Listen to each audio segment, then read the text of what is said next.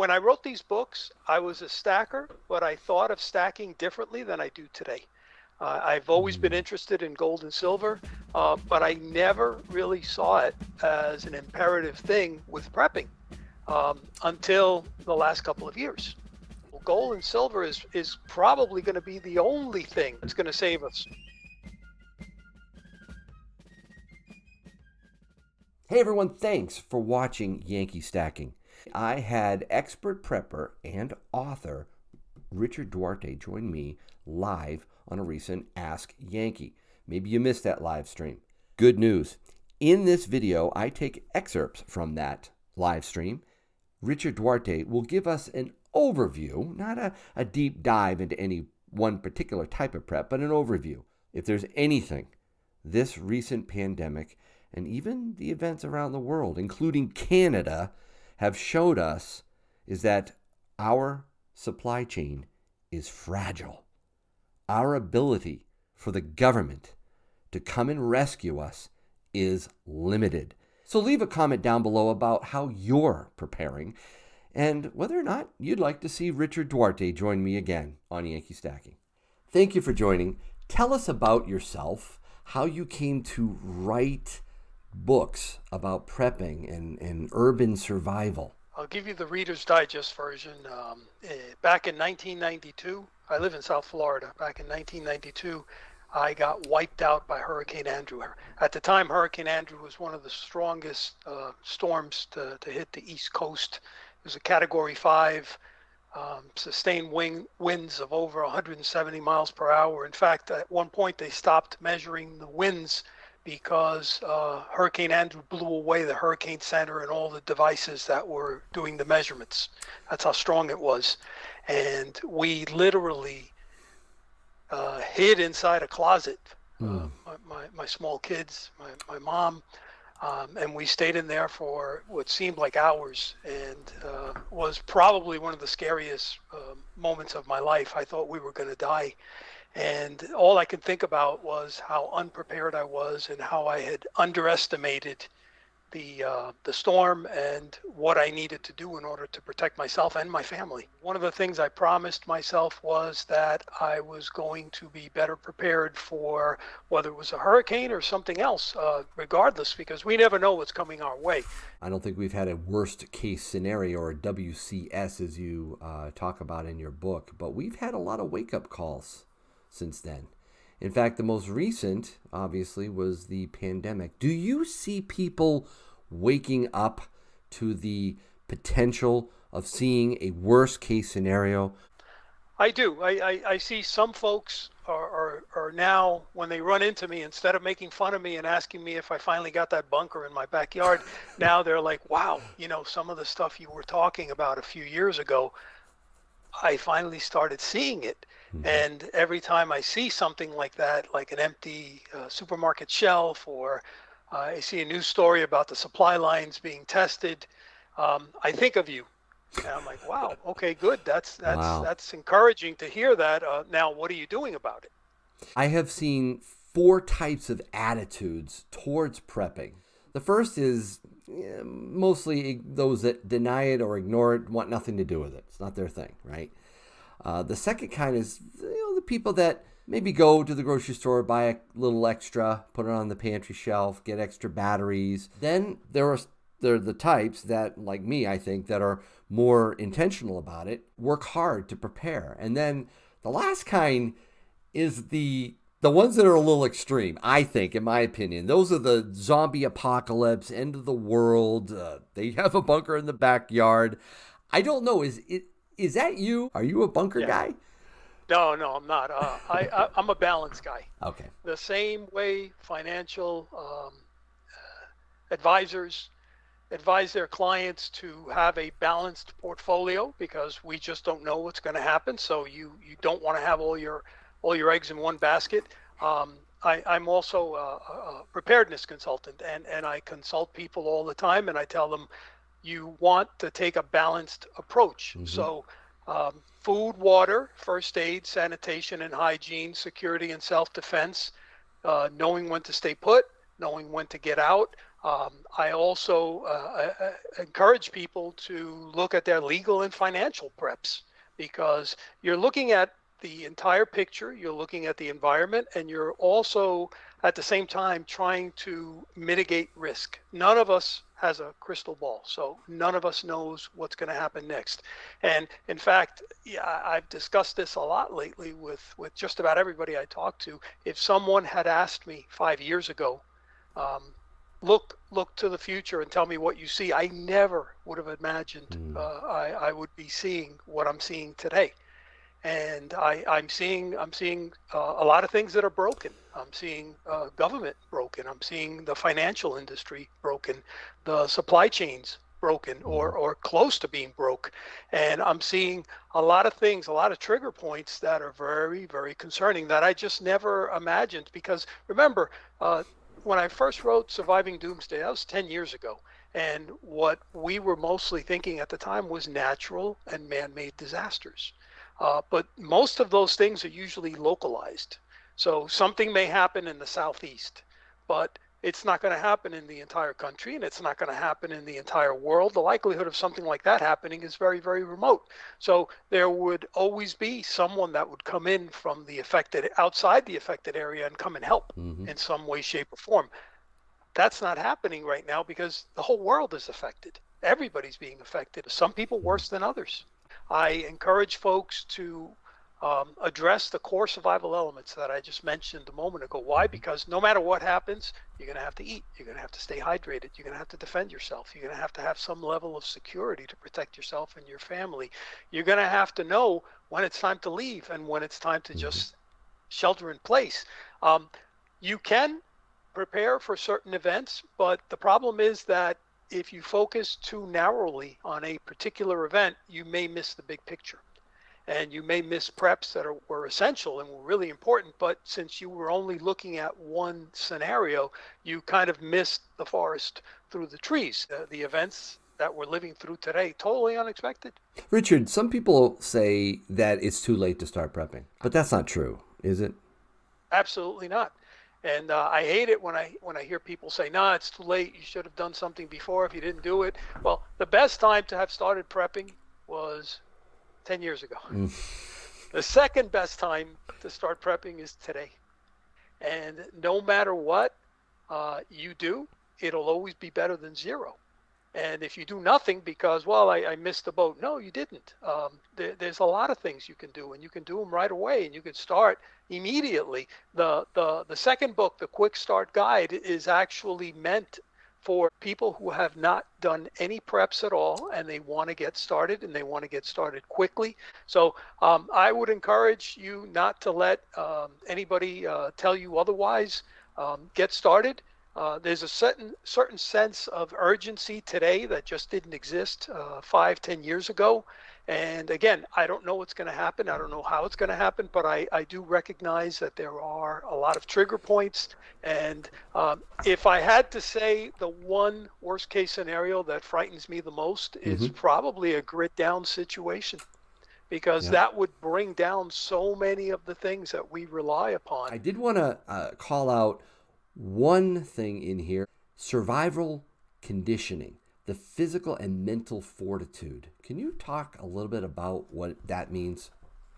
Absolutely. One of the things that people often neglect is a disaster, and the aftermath of a disaster puts such a tremendous strain on people mentally, physically, emotionally, spiritually, that you have to be strong enough in all those areas to not only be able to survive, but to overcome whatever conditions come your way, and whatever crisis or whatever challenges come your way. And a lot of people just don't spend the time necessary to fortify their bodies, to make sure that they're healthy, to make sure that they have the spiritual strength to face these things, and to know that you will overcome them.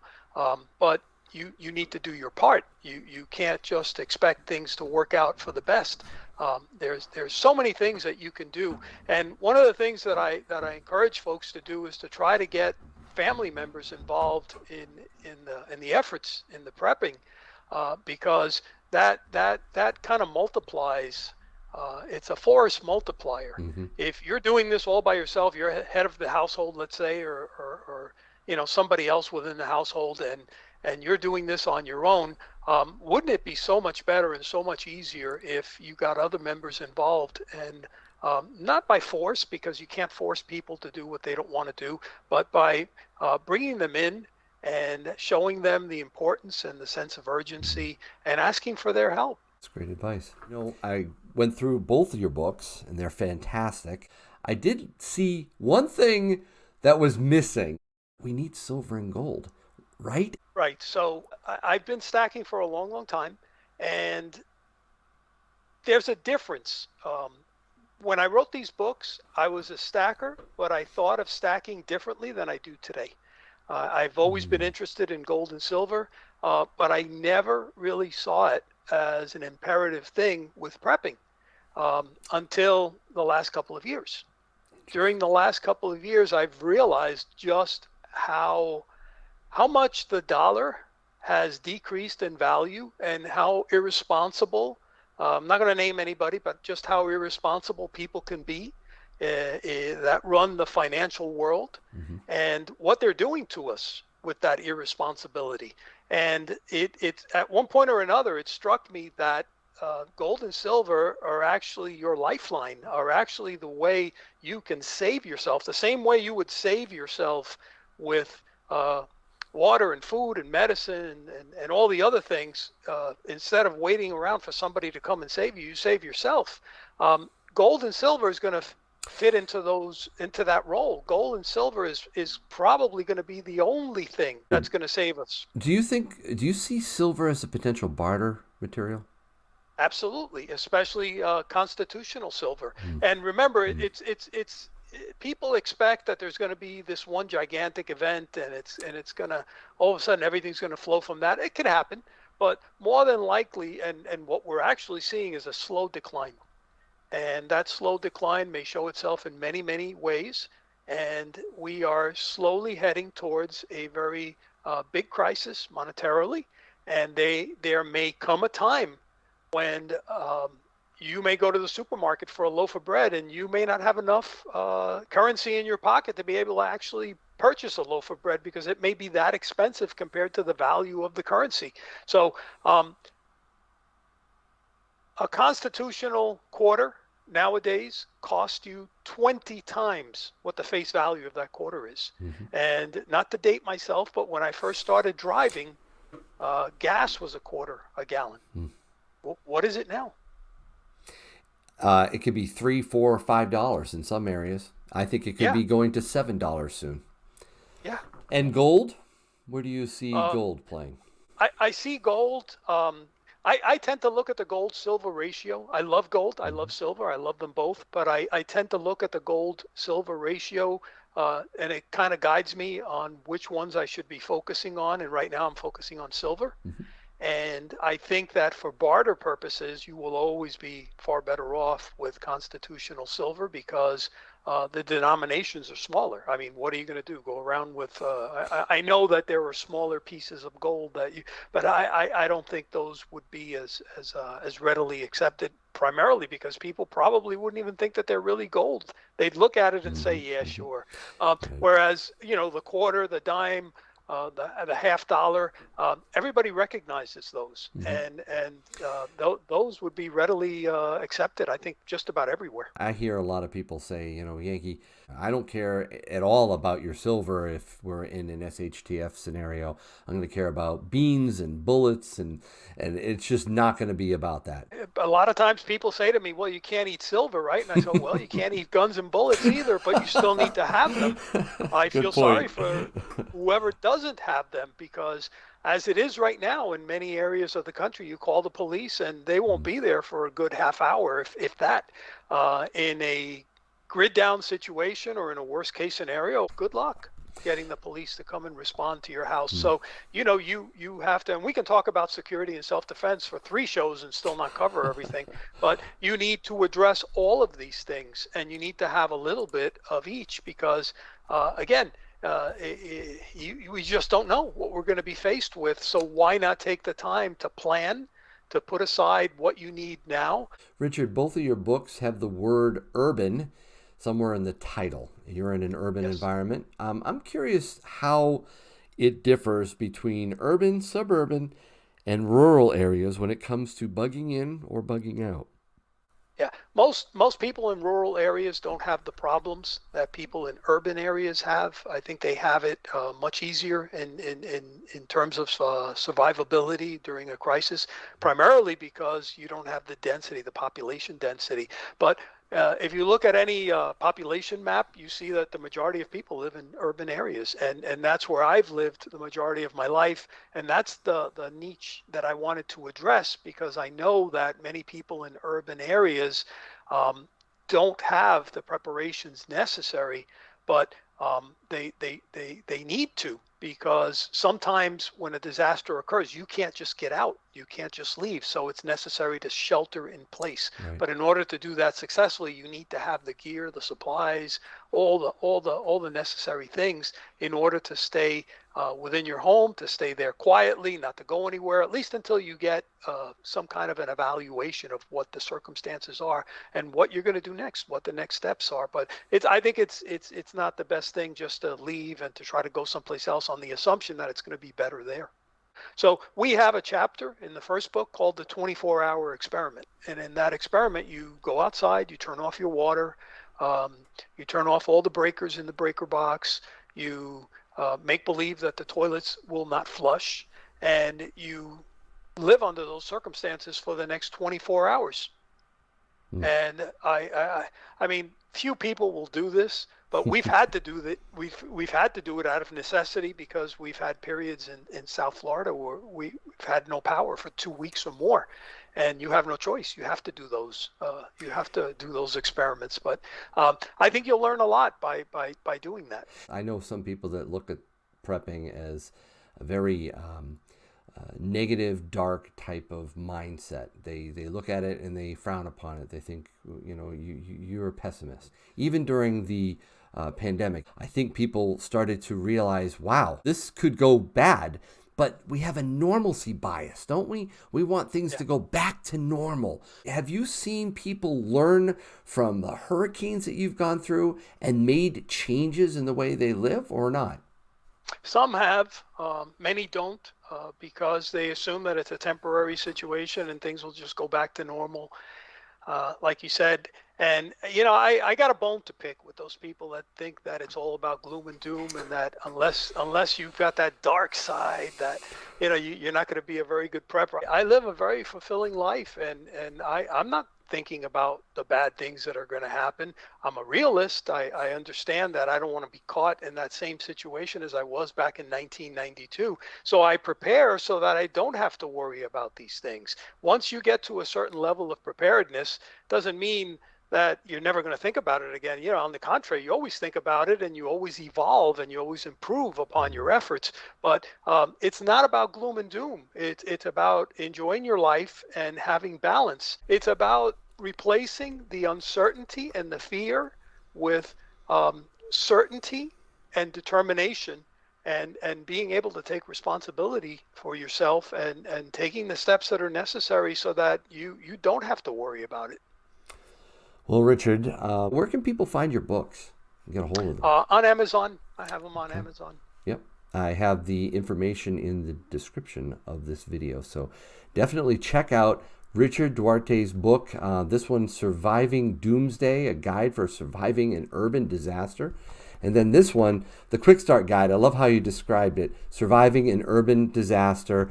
It is full of pictures, right to the point. I absolutely love this handbook. I write for a number of publications, and I have articles going back to 2013. And all those articles are still online, and you can look them up. Best thing about it is that it's free. It's a free resource that you can access. And I've written about just about every single topic that is in the books, and that we've talked about, not as in detail as in the books, because in the books everything is condensed for you and everything is laid out. But take a look at some of those articles, because some of that may help you. Excellent. Thanks, Richard. You're very, very welcome. Thank you for having me on.